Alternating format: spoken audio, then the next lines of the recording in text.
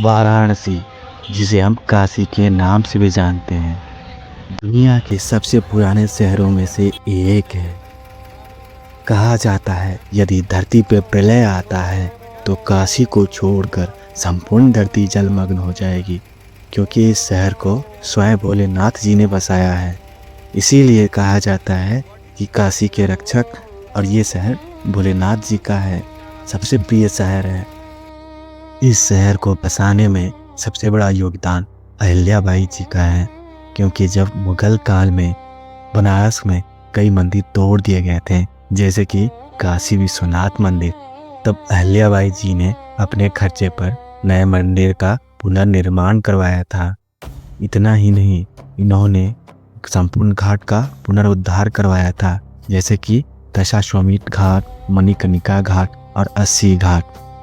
आज जो मंदिर वहाँ खड़ा है, यह अहिल्याबाई की ही देन है। समय रहते उन्होंने इतने भव्य मंदिर का पुनरुद्धार करवाया था। तो चलिए जानते हैं आज संपूर्ण बनारस के बारे में। तो हाय, मैं आपका वक्ता राहुल और आप देख रहे हैं क्रेजी ट्रैवलर। तो चलिए शुरू करते हैं एक आध्यात्मिक यात्रा, बनारस का संपूर्ण दर्शन। अगर अभी तक आपने मेरे चैनल को सब्सक्राइब नहीं किया है तो बेल आइकन दबाकर मेरे चैनल को जरूर सब्सक्राइब करें, ऐसे वीडियोस और देखने के लिए। रांची से मुझे जो पहली ट्रेन मिलती है उसे पकड़ कर मैं बनारस पहुंच जाता हूं और गौदलिया चौक के पास एक रूम ले लेता हूं। मुझे रूम का जो कॉस्ट पड़ा है 900 रुपये पड़ा था।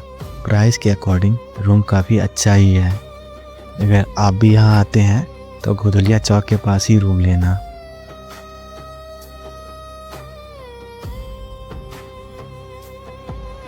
बनारस दर्शन की शुरुआत मैं सुबह 4 बजे उठकर दशाश्वमेध घाट की मॉर्निंग आरती से शुरू करता हूँ।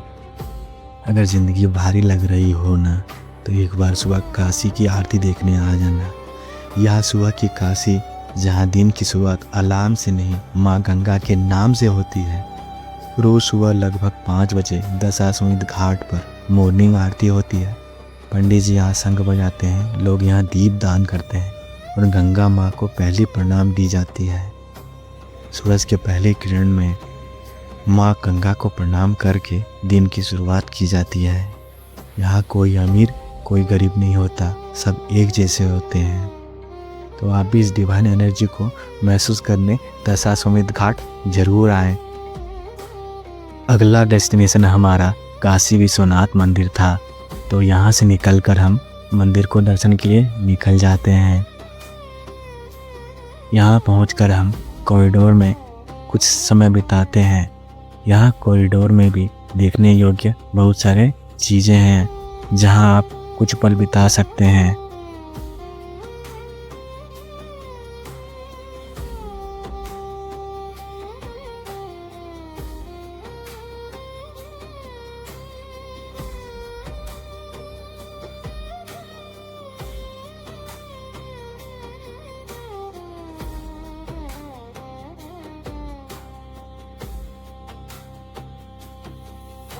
यह मंदिर 12 ज्योतिर्लिंगों में से एक है। इसी मंदिर को स्वयंभू कहा जाता है, अर्थात यहाँ शिव जी लिंग के रूप में स्वयं प्रकट हुए थे। इसीलिए कहा जाता है यदि काशी पे प्रलय आता है तो काशी की रक्षा स्वयं शिव भोलेनाथ जी करेंगे।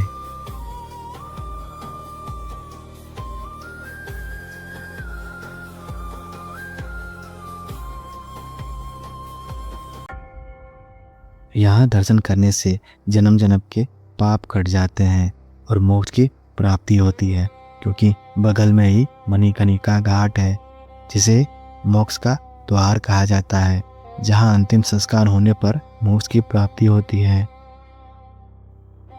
आप यहाँ सीधे गंगा स्नान करके कॉरिडोर से बाबा का दर्शन करने के लिए निकल सकते हैं। कॉरिडोर में बहुत लंबी लंबी लाइन होती है, तो यहाँ आपको एक शीघ्र दर्शन काउंटर भी दिखेगा। आप जहाँ से शीघ्र दर्शन की बुकिंग करा सकते हैं। यहाँ बुकिंग आपको 250 से 300 रुपये पर पर्सन लगता है। यदि आप बुकिंग कराना चाहते हैं तो एक दिन पहले करा लें, क्योंकि 4 से 5 बजे ही शीघ्र दर्शन होते हैं। मैं क्या किया था कि नॉर्मल लाइन में लगकर 2 से 3 घंटे में बाबा का दर्शन करके निकल गया था। लंबी लाइन में लगने के बाद जब मैं अंदर गया और मंदिर में बाबा का दर्शन किया तो लगा जीवन सफल हो गया। बड़ी भव्य नज़ारा था। यहाँ से निकलने के बाद मेरा अगला डेस्टिनेशन जो था माता अन्नपूर्णा मंदिर था। यहाँ माना जाता है कि काशी में कोई भी भूखा नहीं रहता, क्योंकि यहाँ माँ अन्नपूर्णा जी का वास है जो संपूर्ण नगर की अन्न की पूर्ति करती हैं। मंदिर के अंदर जाते ही एक प्रतिमा दिखता है जो माता अन्नपूर्णा जी का है। एक हाथ में अन्न का पात्र और दूसरे हाथ में करुणा का वरदान है। यही मूर्ति याद दिलाती है कि अन्न एक भोजन नहीं, जीवन का आधार है। यहाँ रोजाना भक्तों के लिए 3 टाइम का भोजन उपलब्ध कराया जाता है। इसीलिए इस मंदिर को अन्नपूर्णा माँ के नाम से जाना जाता है, क्योंकि यहाँ कभी भी कोई भूखा नहीं जाता।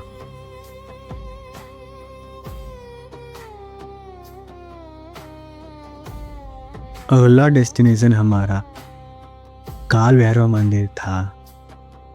माना जाता है भोले बाबा ने खुद काल भैरव जी को काशी का कोतवाल नियुक्त किया था।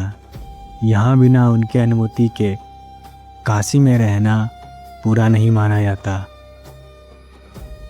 इसीलिए अगर काशी आते हैं तो काल भैरव बाबा से अनुमति लेना बहुत ज़रूरी है। कहते हैं जो सच्चे मन से काल भैरव जी का नाम लेता है उसके जीवन से भय अपने आप दूर हो जाता है। काशी में मुक्ति चाहिए तो पहले कोतवाल का नाम जरूर लीजिएगा। काल भैरव जी सिर्फ भय के देवता नहीं, वो अन्याय के विनाशक और भक्तों के रक्षक हैं। इसीलिए यहाँ डर से ज़्यादा विश्वास मिलता है। काशी सिर्फ शहर नहीं, एक अनुभव है। और इस पवित्र नगरी में संकट मोचन मंदिर, कहते हैं कि इस मंदिर की स्थापना खुद तुलसीदास जी ने की थी। वही तुलसीदास जी जिन्होंने रामचरितमानस लिखा है और जिन्हें यहाँ हनुमान जी की संकट की घड़ी में दर्शन हुए थे, उन्होंने इस मंदिर का निर्माण करवाया था।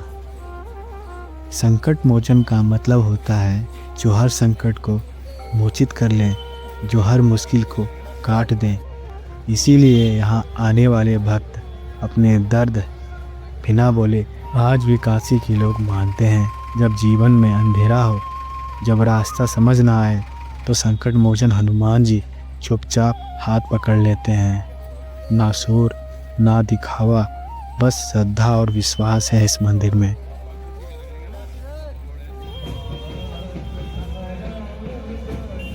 काशी जहाँ हर गली हर मोड़ पर भगवान बसते हैं, उसी गली के बीच एक और मंदिर त्रिदेव मंदिर है। यह वही जगह है जहाँ ब्रह्मा विष्णु और महेश तीनों देव एक साथ पूजे जाते हैं। इसीलिए इस मंदिर का नाम त्रिदेव मंदिर है। यह मंदिर संकट मोचन से कुछ दूरी पर ही स्थित है।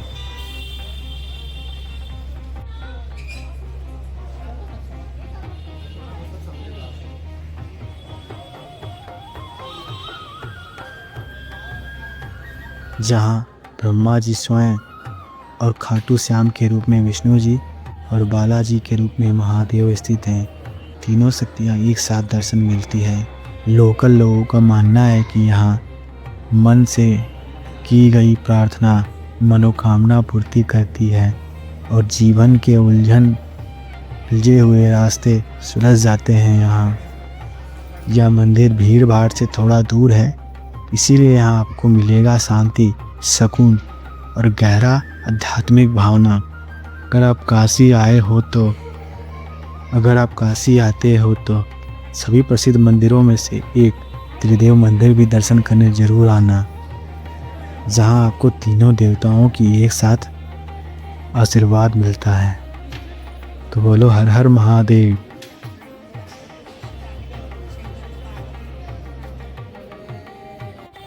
आइए चलते हैं तुलसी मानस मंदिर, काशी का एक और दिव्य स्थल। इस मंदिर का संबंध है गोस्वामी तुलसीदास जी से, जिन्होंने यहाँ की आसपास ही कहीं रामचरित की रचना की थी। इसीलिए इस मंदिर का नाम पड़ा है मानस मंदिर, जहाँ राम जी की कथा सिर्फ सुनी नहीं महसूस की जाती है। इस मंदिर की खास बात यह है कि सफ़ेद संगमरमर से ये बना हुआ है। मंदिर के दीवारों पर पूरी रामचरितमानस की चौपाइयों का रूप में लिखा हुआ है। बालकांड से लेकर उत्तराखंड तक हर शब्द आपको राम भक्ति में डुबा देता है। यहाँ का माहौल इतना शांत है कि लगता है जैसे राम नाम खुद आपसे बात कर रहा हो। सुबह शाम भजन और पासी संकट मोचन मंदिर का दर्शन इस जगह को और भी पवित्र बना देता है।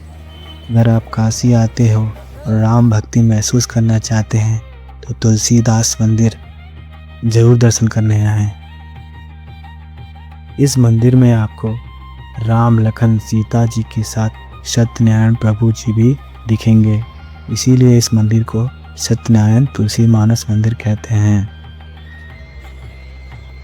इस मंदिर में आपको फर्स्ट फ्लोर पर रामचरितमानस के हर भाषाओं के संस्करण में रामचरितमानस का संपूर्ण ग्रंथ देखने को मिलेगा।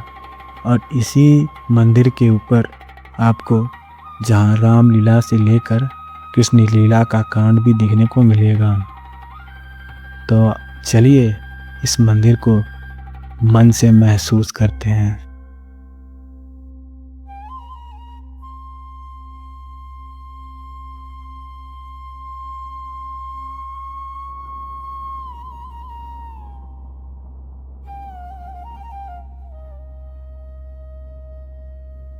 तुलसीदास मानस मंदिर से आगे बढ़ने पर हमें एक और प्रसिद्ध मंदिर कुसमुंडा माता का मंदिर दुर्गा कुंड टेम्पल देखने को मिलेगा। माना जाता है कि यहाँ माता कुसमुंडा ने अपनी हल्की सी मुस्कान से इस ब्रह्मांड की रचना की थी। इसीलिए उन्हें सृष्टि का जननी भी कहा जाता है। यह मंदिर काशी खंड के 9 दुर्गाओं में से एक है, जहाँ आकर भक्तों को भय, रोग और कष्ट दूर हो जाते हैं।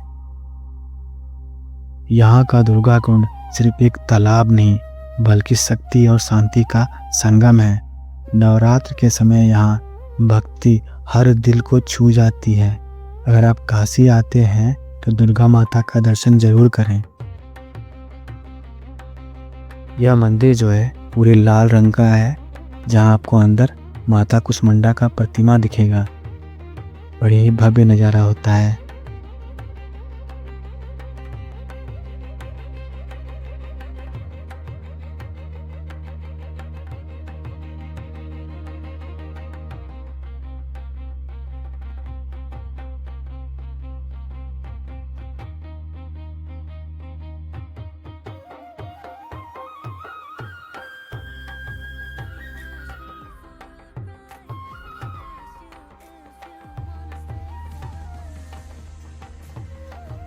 बनारस की इवनिंग आरती का एक अलग ही वाइब होता है। कहा जाता है कि 80 घाट की इवनिंग घाट में जब सूरज ढलता है, दीपक जलता है और शंख की आवाज़ हवा में गूंजती है, तब ये घाट जो है ओपन एयर मंदिर बन जाता है। यहाँ होने वाली आरती सिर्फ पूजा नहीं बल्कि गंगा माँ के पवित्र धन्यवाद देती है, जो जीवन, शांति और मोक्ष का प्रतीक है। कहा जाता है जो व्यक्ति शांत मन से 80 घाट की आरती देखता है, उसके मन के भार अपने आप हल्का हो जाता है। इस आरती की खास बात यहाँ शोर नहीं, भक्ति के संगीत और शांति होती है। अगर आप बनारस आएँ और 80 घाट को मिस कर दिया तो बनारस दर्शन अधूरा है। तो 80 घाट के आरती को जरूर अटेंड करें। इस आरती को यूनेस्को वर्ल्ड हेरिटेज में शामिल किया गया है, जहाँ देश विदेश से लोग आते हैं इस आरती को अटेंड करने के लिए। इसका एक अलग ही अनुभव होता है। तो आप यहाँ ज़रूर आएँ और इस अनुभव को ज़रूर अनुभव करें।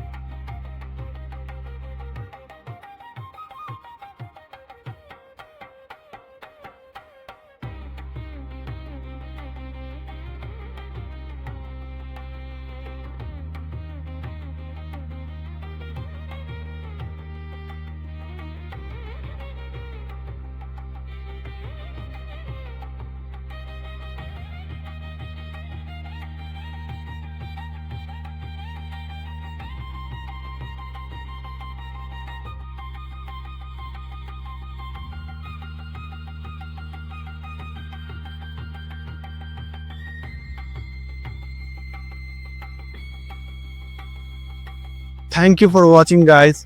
अगर वीडियो अच्छा लगा हो तो मेरे चैनल को बेल आइकन दबाकर सब्सक्राइब करना ना भूलें। तब तक के लिए धन्यवाद।